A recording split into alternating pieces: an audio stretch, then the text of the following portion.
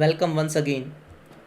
Today we will study this Gauss law and its applications, and we will see where we can apply this Gauss law. So this is very famous law of electrostatic, where we can find electric field intensity E and electric flux density D very easily. So in today's lecture we will see how we can find this electric field intensity and density. So let us start by defining this Gauss law. So Gauss law is very simple. So it states that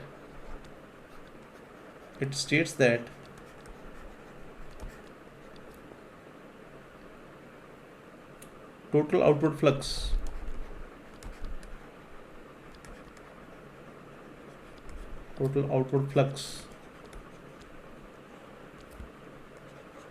of electric field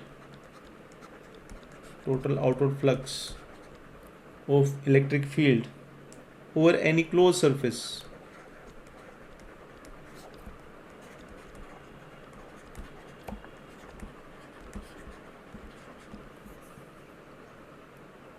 is equal to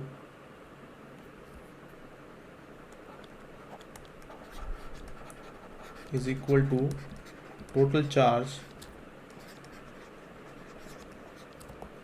enclosed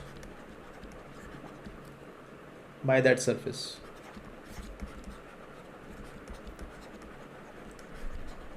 Okay, electric field is given by E.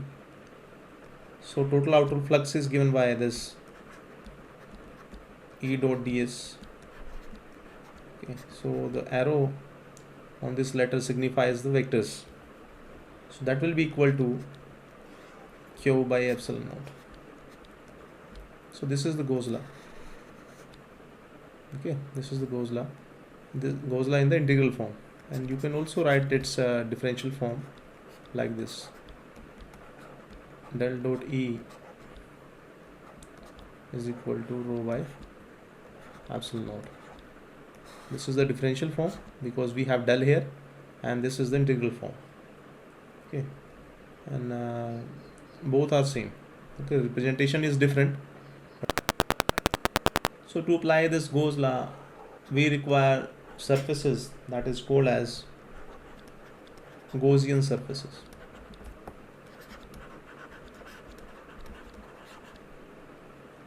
Okay, so we can say we can apply this Gaussian surface only in the case when the charge distribution is symmetrical. We will see it. Okay, or indirectly you can say that the normal component of electric field should be constant. As we know, we have two types of the component: normal component and tangential component. We will discuss it later. Just for this particular case, Gaussian surfaces, just remember that this normal component of electric field should be constant. Okay, that will be called as Gaussian surfaces. This normal component is constant. So this surface is hypothetical or mathematical closed surface. This Gaussian surface is, this is not actual surface. This is a hypothetical, or you can say maybe mathematical surface. Okay. It is not necessary that it is actual surface. Okay, so condition is to make this Gaussian surface, the condition is like that you must have this symmetry condition.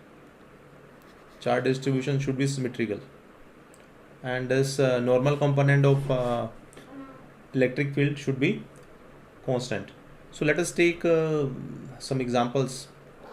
Let us say this is a surface. Okay, this is a surface, and the charge enclosed by this surface, let us say one charge is here and another is here, and this is 20 nanocoulomb, and here is charge is 10 nanocoulomb. Okay, so 10 nanocoulomb charge is this one, and 20 is this one. So total flux leaving this surface. Okay, let us say this is a surface S1. So how much flux will leave this? Okay, that will be equal to total charge. How much is the charge? 20 nanocoulomb is this, plus 20 nanocoulomb is this, right here, plus, and minus 10 nanocoulombs. So resultant is how much flux will leave this surface? 20 minus 10, 10 nanocoulomb. Okay, so 10 nanocoulomb charge will leave this surface. Okay, now let us say assume another surface. Let us say this is surface S2, and this surface is not enclosing any charge. Charge is outside this surface. Let us say this is 5 nanocoulomb here, and some charge is here, that is 10 nanocoulomb is here. Let us say it is minus 10 nanocoulomb.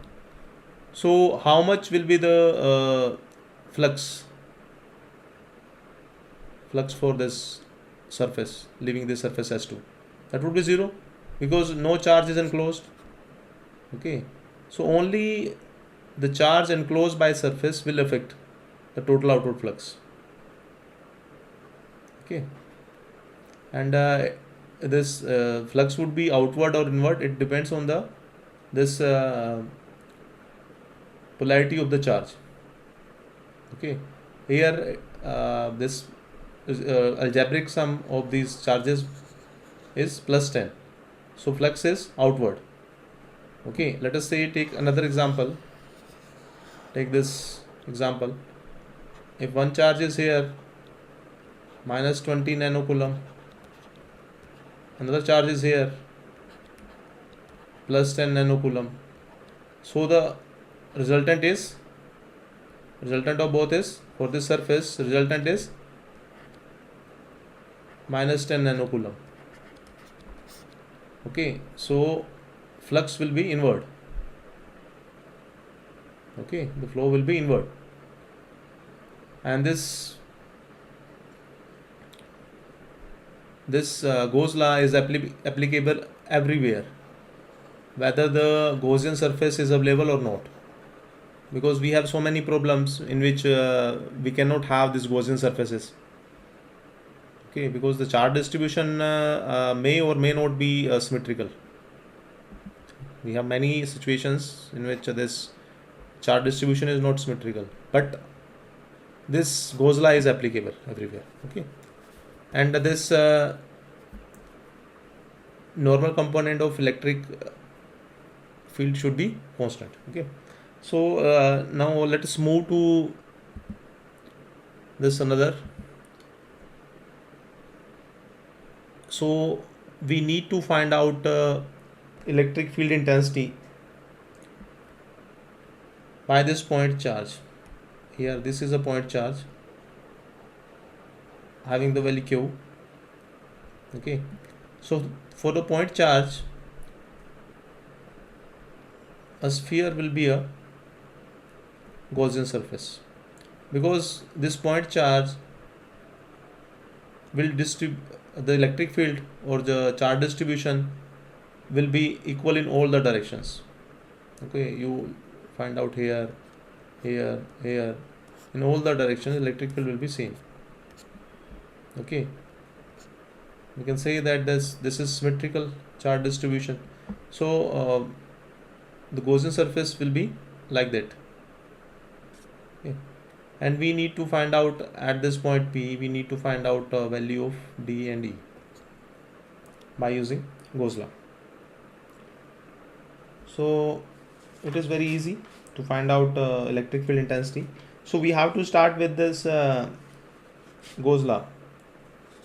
Okay, and so write this Gauss law. We know that we have already studied it. So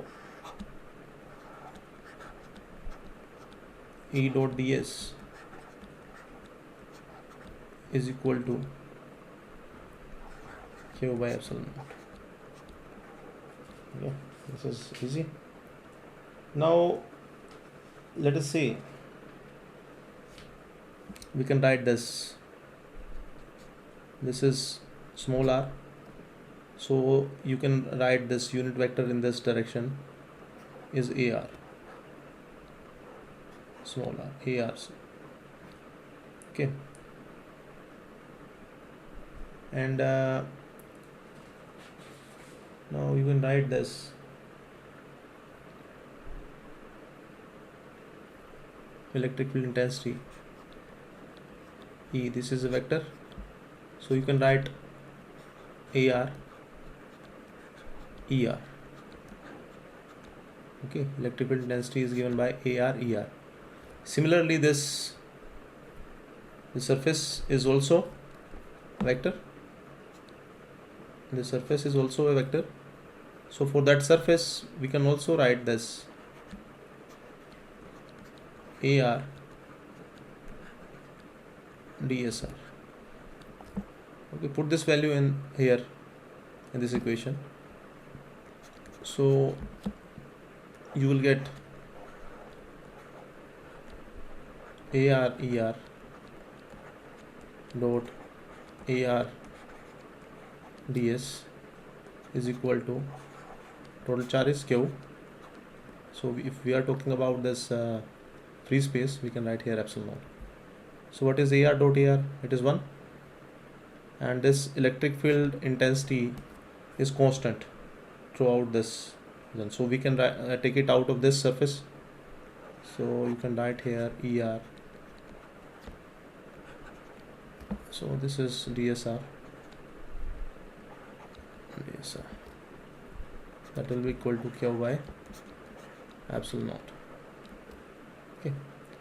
Now we have written here AR dot AR is equal to 1. Okay. So it implies that what is this surface area of this sphere? You can write here ER 4 pi r square is equal to Q by epsilon naught. This is easy. It implies that ER is equal to Q upon 4 pi epsilon naught r square. Or if you want to write this electric field vector, so you have to write here vector ER, which we have assumed here. Okay, from that. So the vector will be like this: AR Q upon 4 pi epsilon naught r square. So that will be the value of electric field intensity. So you can say that this electric field intensity E is inversely proportional to things. Okay. Now come to this line charge. For the line charge, we have you can see infinite line charge.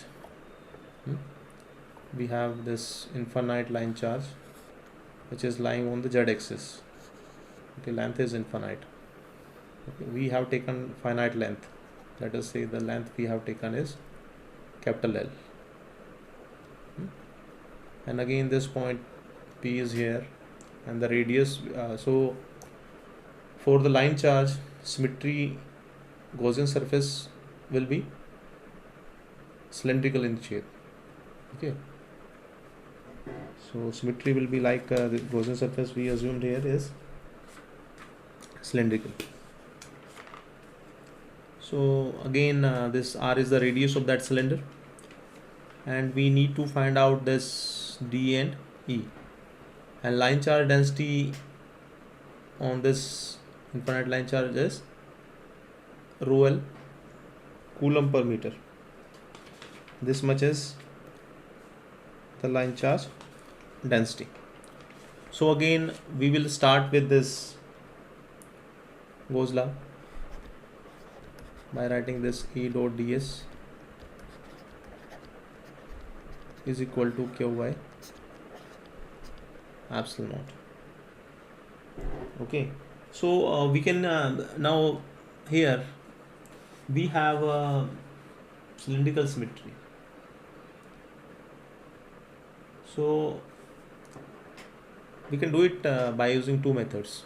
Either we can use cylindrical coordinate system, okay, in which we have these parameters r, phi and z.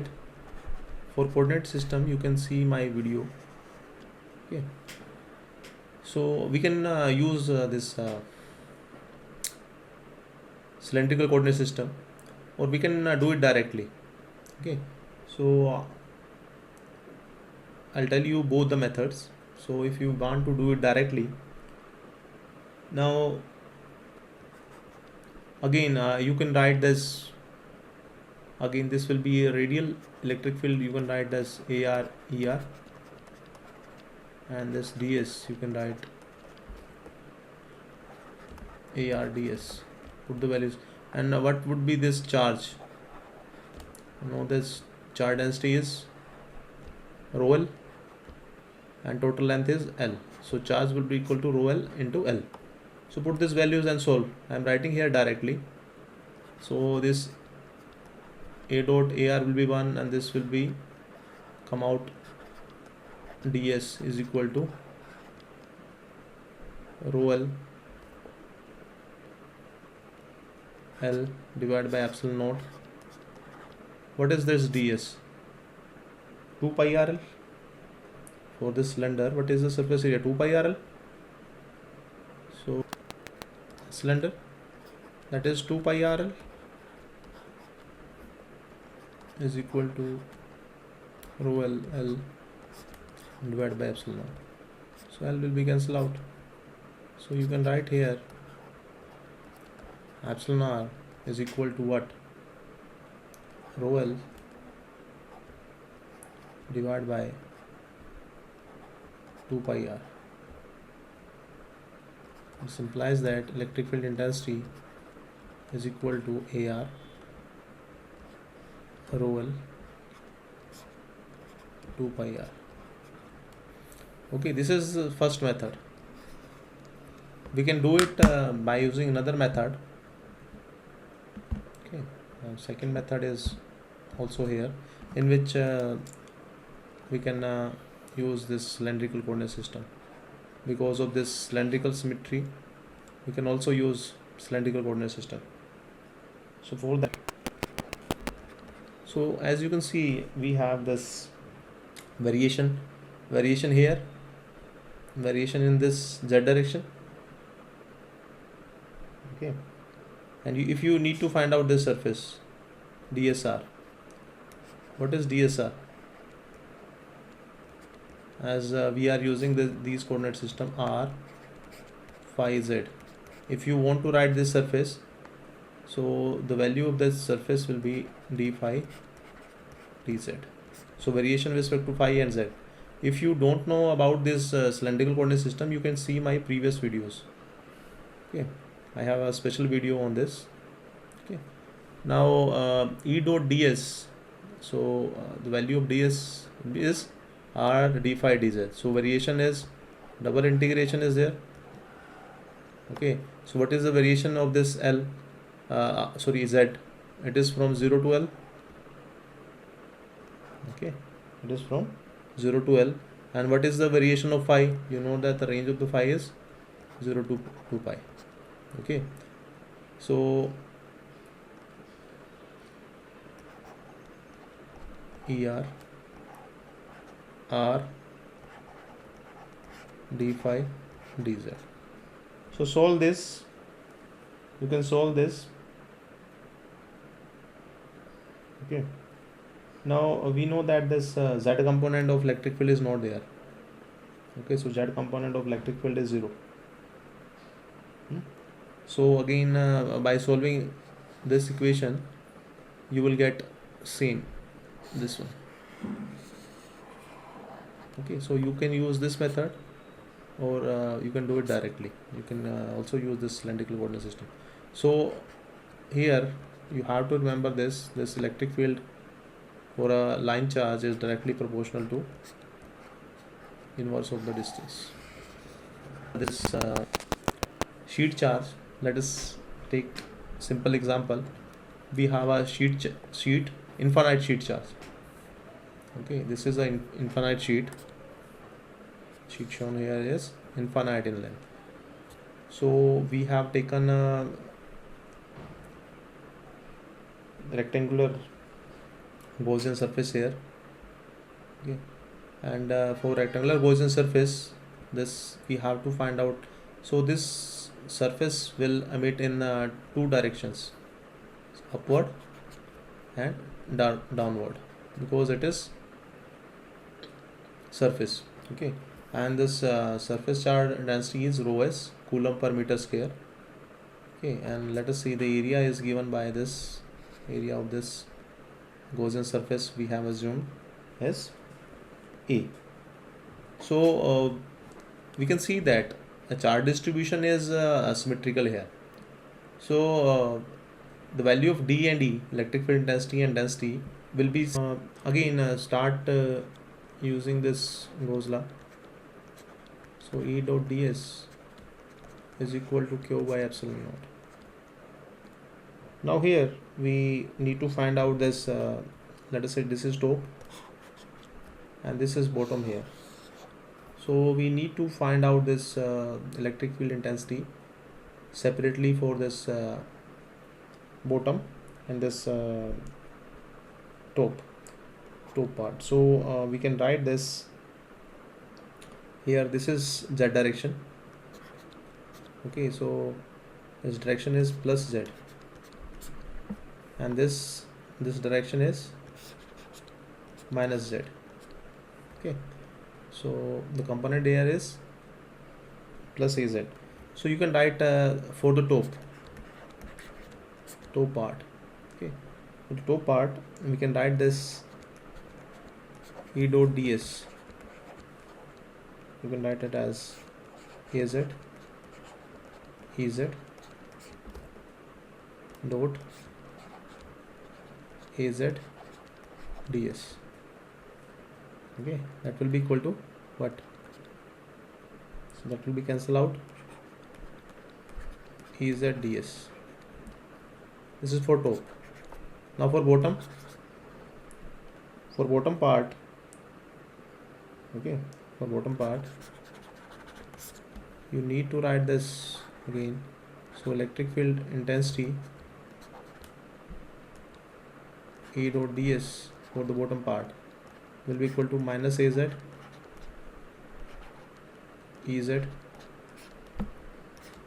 minus az ds. So that will be same. Okay, that will be same az ds. So we can write, and total electric field intensity will be algebraic sum of this top plus bottom. Okay, so we can say that this total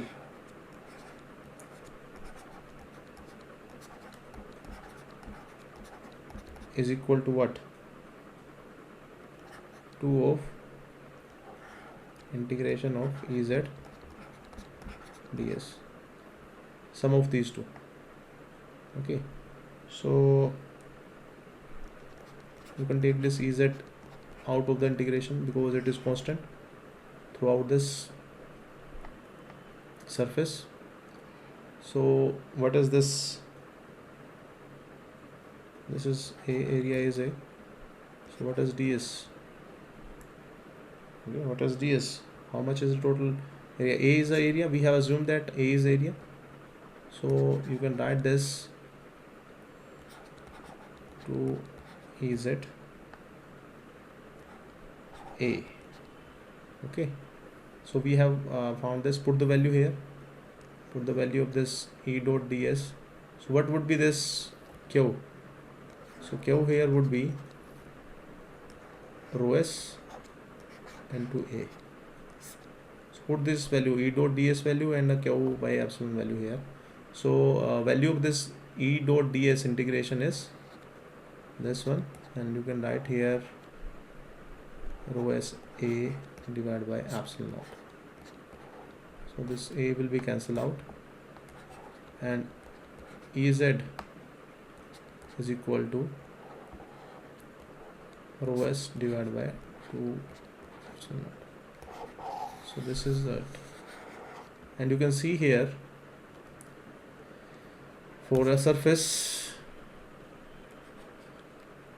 electric field intensity is independent of that. Okay, so we will write it this electric field intensity for top and bottom separately. Okay, so z is greater than 0 and z is less than 0. So electric field intensity is like that: Az rho s divided by 2 for z is greater than 0. Okay, now if you want to write it for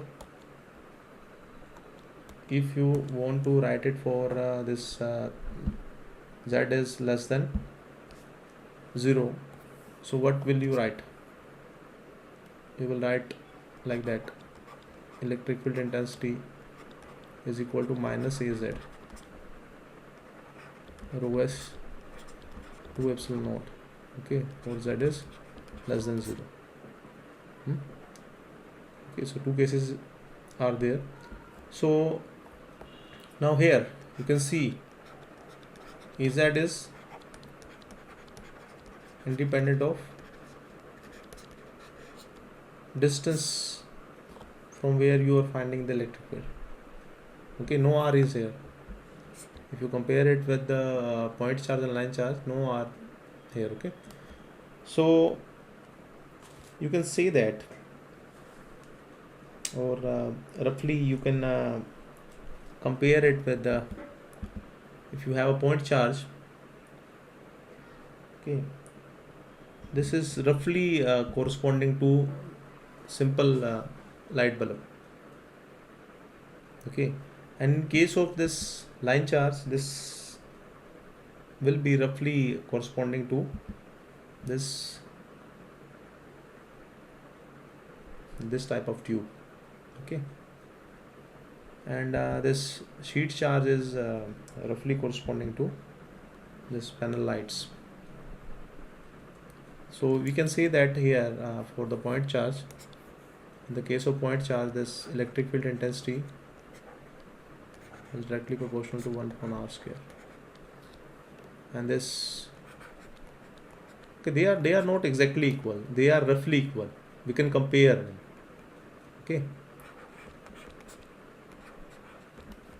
and this for electric field intensity is independent of R. So we can say that now this light of this sheet charge will be better, and worst in the case of this bulb. Okay, so that's all for today. Thanks for watching.